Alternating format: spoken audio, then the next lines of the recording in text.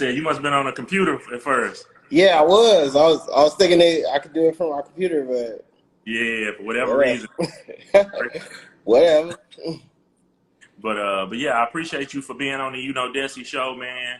I admire your work. You're definitely putting on for the culture, and so I wanted to bring you on because I feel like I have a platform, and I feel like people definitely need to be recognized. So for everyone that doesn't know you, what you do, please tell them. All right. Well, pretty much I'm a journalist. I've been a journalist since like 2018, pretty much, or it's 2008, not 2018, but Yeah. pretty much, or since high school, whatever. But I've been doing this professionally since like 2008, and I was originally born and raised in Cali, live in L.A. pretty much, and that's where I got my start at as far as journalism goes. And then I got offered to come out here to Dallas to write for you guys and research and put on for the culture out here. So here I am. Yeah, and tell them about some of the publications that you did work for or that you currently work for. All right. I'm currently with the Dallas Observer, and I'm currently with L.A. Weekly also still. And the past I've done pretty much The Source, Hip Hop DX, Underground Hip Hop. I correspond for This Is 50 right now too. Yeah. I've done stuff for Complex. I've done stuff for pretty much you name it. I've done it. So. Everywhere, basically. Yeah. Yeah. So talk about how you got into journalism there in Cali, or just period. Man, I got into journalism actually in high school just accidentally. I was a teacher's aide, and then fucked around and got kicked out of the class for I forgot what the reason was, but my counselor was like, this is like, we got a journalism class or a newspaper class you could take. If you want to take it, that's your only elective. So I was like, all right, bet, I'll try it. And then I got in there and I wrote a couple things, and they was like, yo, you're really good at this. Yeah. So I was doing it ever since. And then when I got to college, I started looking at hip hop magazines like The Source and Double XL, and I was reading them, and I was like, man, I could do the same stuff. Like, I could write these reviews and give my points of view on albums and shit like that. So I was like, man, let me try this out. And then I tried it the first time, and I thought it sucked. And everybody was like, yo, this stuff is dope. It was like a Talib Kweli album. I forgot which one it was, but that was the first review I ever done. And then, like, it just grew from there. And then after I started doing reviews on a regular basis, I started writing news reports, looking at the newspaper. I was like, I could do this. So went from there. And then I started doing interviews. And for the first interview, my first interview was like Wiz Khalifa. And I was like, okay, well, it's you either going to jump in the deep end and see how you do or what. So it went that's really dope, man. So talk about like the use of technology and things about like that, because traditionally, like when you were talking about Double XL and Source magazine, like I remember being in college, and that's when subscriptions were high, and you were going to get the magazine and flipping through the pages, and then it turned to utilizing the internet, and then the social media and everything like that. So talk about your time switching and kind of how you work through that. It's been a big transition since when I started journalism, and from now, it's like now anybody could do it. Like anybody could be a journalist, and because it was before blogging when I started, so blogging wasn't really a thing. It was like something that people did, but it wasn't like official. And now it's like based on your number of followers, you could be legitimized based on having like a large following behind you and stuff. So, man, just really, it was just the only thing that's really changed though is just like the research, the authenticity of it. Like people can make up stuff and then be like, oh well, that didn't really happen, so my bad. When back then, if that was happening, you was getting like in big trouble for it. You would get sued, fired, whatever. So and And the one thing that I do appreciate about now is things, you know, you can get news so quickly, which is a great thing. But as you say, a lot of times people try to jump out there so fast that the information is accurate. Yeah. So you know, kind of speaking a little bit. Man, just people not doing their research. People just not like taking the time to research stuff. They just flying off the first couple minutes, and it's like it's more to a story than what's in front of you. So you gotta take your time and do the research, know what you're talking about. Don't just go up there and just be like just flying off the pan, saying what you want to say and expecting to be like corrected. It should have Yeah, been. It's got to be. It's got to be changed up a lot. So I mean, a lot of people like like I said, are bloggers, and they'll just say whatever, and then it gets clicks, or they'll say whatever to get clicks, and like yeah, clickbait is like a huge thing right now, which is like the yeah. dumbest thing ever. So it's like you Seems like a lot of times you'll have you'll that's what have people a really look for. So oh, look like we got time I messed up. But yeah, it looks like sometimes nowadays, like people will have a title for something, and then when you actually read the article, it has really nothing to do with what the title of the article was. not at all, not at all. Not at all. They'll make up. It'll be like, and then a lot of people just read the headline and not even really read the article. They'll just read the headline and then comment from there, and you'll be like, that's not even what the article is about, or not even close to what they're talking about. So Yeah, yeah, it's definitely a lot of people that really need to go back to the mechanics of it, of yeah, reporting and journalism. But I mean, it's people like me that actually still do that and still like mm, have that background, so that we still follow to this day. So yeah. And how do you feel about you know, switching up since I guess you got to Dallas versus like the California scene and talking about the differences? man, you mean as far as the music scene or as far Yeah, as like just in general? Man, in LA it's more about like, it's more about the glitz and the glamour. hmm, Whereas out here it's more about like the following. Like Dallas has a tremendous like low regional support. Like yeah, just the whole city as a whole, just like really backs their artists when they're like barely starting out, all the way up until they get to like superstar status. Whereas in Cali, it's more like, all right, we see you, yeah, but we're gonna wait until you get to that plateau first before we really get behind you. Because there's a yeah, lot of artists out there that they're really dope, and they only get to a certain extent, and then they fizzle out. Like they'll yeah. just easily fall to the wayside. Whereas out here, it's like I learned a lot about a lot of artists that have been doing this for decades on decades. So it's a really enriched scene. It's just like Dallas has a lot of things they need to work on also. Like they have that small town mentality when they're Hmm. really like when the metroplex is really bigger than it and bigger and lucrative than they think it is. So Yeah, man, and I feel like Dallas is overall an untapped market. Like I still feel like there are a lot more artists gonna blow the area, like some shows and movies and things like that are gonna come because it's a large music market, but I'm just overlooked. Talk about it as a whole. well, I don't think it's over. Now that I think about it, I don't think Dallas is really overlooked because you guys have had like in the last 2 years, like have had like over a dozen artists get signed, like picked up by major labels, and like major labels are looking at Dallas like as the next boiling pot, like the Hmm. next Atlanta, the next New York, or the next L.A. But Dallas has like just tremendous talent. Like everybody's just popping off, and the female hip hop scene out here is nothing like I've ever seen ever before. So Yeah. So is it the togetherness maybe that's or like a mogul type figure that will kind of help? Because like every area like in New York you have your Diddy's and people like that, and then in Atlanta you have a JD, and even in a Houston you have a J. Prince.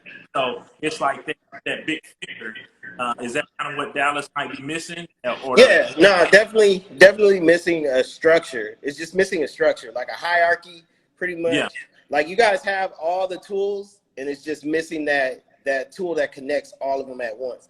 Like, it's so many people out here that are tastemakers that have like influence in the industry that do like they do a certain amount. They don't do as much as they can. yeah, And that's something that like really like differentiates from other regions.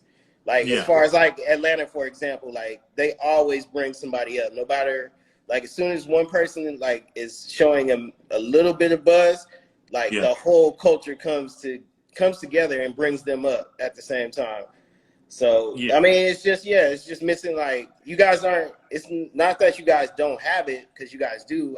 Obviously, it's people like yourself and people like Hollywood Baby and Mr. yeah. Hit That, and Shout even out to even DJ Duffy, yeah, with what she's doing. Like she has the popularity to pull other artists up, like that influence to pull other artists up. And there's plenty of other artists, like even in the old schools, like artists that can really make a difference and pull up younger artists. Because right now, the younger artists are the biggest influences right now. So yeah, yeah. And I feel like the other part about Atlanta is they're really big on doing features on each other's projects, and even a Houston. When somebody kind of pops, they have other artists from the market on their project, or to you to identify who's going to be next. Like, oh, okay, even if I don't know this person, I know these two people, and and like I feel like Yellow Beat and Trap Boy are working together pretty well. But past that, you really don't have that connection. yeah, nah, definitely like everybody's to themselves, which they should. I mean, I guess if they feel like they want to get there on their own merit, that's cool. But definitely the way Dallas has, as far as like the market itself, as far as the consumer, Dallas Yeah, has a consumer market that can literally make any artist out here millions of dollars just based off streaming alone, just based off the following that Dallas has as far as the people and consumers go. Like they support everything they do, no matter what it is. It could be them sitting there saying like, "Hey, I just made this T-shirt 20 minutes ago. yeah, You guys want to buy it?" Everybody will buy it. Like even with the artists out there protesting right now, like even with that, it's people that rally behind them. Like, yo, I saw you out there protesting. I'm gonna start listening to your music right yeah, now to see what you're talking about. So yeah, it's like if more artists out here collaborated with each other and just for the city by itself and just flooded the market or flooded this regional market, yeah. they'll have so much. Yeah, yeah. So talk about artists releasing music in this time. I know it's so different because you can't move around the same. You can't do shows, obviously.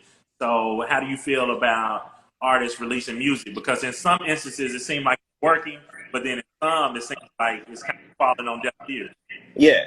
The smartest thing for artists to do right now is to release more visual content. Being Hmm. that, I mean, obviously we can't go to your shows and we can't, I think everything like that is at a halt. But Yeah, if they do more visual content with everybody at home, that's where they're going to get the maximum amount of views. And yeah, then on top of that, I think more artists should have like more either periodical projects or one-off projects or even like 5 or 6 song EPs coming out right now. Just talking about whatever they want to talk about, but more and less focused on like the issues that are going on right now. But yeah, artists should definitely, any artist rather, to the littlest little to the biggest big, they should be yeah, putting out some content right now that is hold their fans over until all this is died down. And being that touring ain't coming back until damn near 2021, I yeah. think they should have nothing but time to work on new music. They have Yeah. nothing but time to do that. So Yeah, and I feel like it's very important right now for artists to, as you said, the traditional content like videos and supporting the music and things like that. But I also feel like to show, their fan base, their personality. Because artists like um, Baby, the Baby, I feel like his personality comes through his content, and that's what people are attracted to. And you know, like I feel like Baby versus Lil Baby. Like I feel like Lil Baby probably makes better music, but I feel like people rock with they rock with the baby's more personality personality. because he's more diverse. He can get gutter with you when you want, and he could be the most hilarious dude that you've ever Yeah. seen. But you know who does that out here the best is definitely Lil Ronnie. Definitely Lil Ronnie is the one that does it the best out here. Like he looked like he'll slap the shit out you, and he looks like he's the funniest dude in America at the time. Like, Yeah. When Angela Yee had her podcast tour, he was on that tripping out. yeah. And he just had a drop in street stars the other day that was funny as Yeah. well. And then another thing, artists in Dallas should definitely work with the producers out here for like one-off albums. Like that'll really like show off their skills, and that'll really help the producers out here as well get a name for themselves. Because the artists out here have a huge like support system, but like the producers don't get the same support. Like obviously, you know, it's like them behind the music, so nobody really knows what their personality is or what they can do, but it's a lot of Dallas producers out here that really are making some noise. Yeah, there's some heavyweights out here from Jay White to Slick Music to to all the other ones. Jay Oliver, like it's some real hits coming out of Dallas. But as you said, I feel like people know Jay White, but as many people may not know Jay Oliver as they need to. People may not know Slick. Yeah. Like imagine like if we got like a Bobby Session and a Jay Oliver just album, like just a small, even an EP, just a small collaboration album. Like it's stuff like that Dallas really could use that would really benefit them the most, and to really get a lot of attention from like the major labels at the same time. So and it's a win-win. Yeah, and then the other thing, I feel like sometimes it's a disconnect with artists and like, because it goes kind of everywhere, right? So it's a disconnect with some artists and media such as yourself. Like you may know a Bobby Sessions, you know what I'm saying? But the mainstream, and because Bobby Sessions is one, for example, like Bobby Sessions has a major record deal, and a lot in Dallas do not know who he is. Yeah. You know what I'm saying?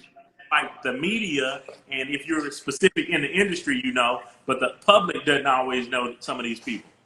That's just like Cash Page. Like Cash Page is signed to Def Jam, just like Bobby and 10K, and like it's like I know who they are because I'm in Dallas. But I swear, if I was in like L.A. or something still, I would not know who they were. Like I would be like, but that's partly based on. I mean, that's partly to blame on the label, and it's partly to blame on them not having a publicist, a good publishing situation, like where the publicist has connections outside of Dallas or even inside of Dallas. Because a lot of Dallas artists like suffer because they promote outside of the city and don't focus on like the PR that they could get in the city, which would lead to more support. And then it's a lot of Dallas PR people out here that are really doing their thing too. Like if they really connected with rappers and artists or whatever, they would like if that connection really came together, they would really do a lot of damage. So and I used to run Park Ave, and that was the biggest club in Dallas. But like all these artists never came through, and I'm like, man, it's 2,000 people in Park Ave, like Friday and Saturday. Like one come through, Yella and Fat Pimp. And Trap, like they would come through, but for the most part, like some of these other artists, I'm like, man, y'all missed a great opportunity to like get in front of man. Other than Yella Beezy, and maybe like Tay Money, Cash Page now, like any artist that is signed, like obviously they have a reason to be like, yo, I'll catch you on the rebound or some stuff like that. But any other artist, if you would invite them to Park Ave, they need to have their ass there. 2,000 people? Nah, they need that. They need all of that. They need all of that. I don't care if they released a mixtape 3 years ago. It's like, all right, I'm still push that to 2,000 people, because that 2,000 people can turn into 6,000, 10,000, a whole million real quick. Like word of mouth in Dallas spreads fast as hell. So. Yeah. So, so I'm gonna get you out of here on this last thing. So, so what's next for you? I know you said you were doing work for This Is 50, kind of like a correspondent, and you're doing interviews and different things like that. So what's next for you? Man, I'm gonna just keep putting out content for the people around the scene, man. I'm definitely gonna shake some things up though, because like Dallas definitely needs like that harsh reality when it comes to the music. Yeah. It's a lot of talented people, but it's a lot of stuff they doing wrong, and it's a lot of superstars that aren't really as big as they think they are. And Yeah. like you need that to be like, hey, look, you know, you're big, but you need that to you know, humble yourself pretty much. Like so. And yeah, man, I'm just keep doing that. I'm just keep putting out content. I'm doing interviews just like you are, and like, hey, I'm just trying to do what I can for the culture like everybody else. So, Yeah. man, thanks for having me on and stuff. Yeah, So, absolutely, man. And I want to talk to you offline as well to see about us working on some things together because I definitely like what you're doing. I see it growing and growing and growing, and I feel like there's definitely some things that we can do together. I gotta go to Park Ave. I mean, if it was still, is it still open or what's up? I'm trying to.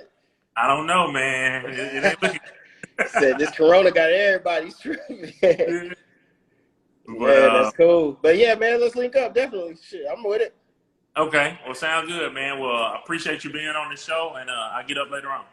All right, man. Later. All right, peace. Later.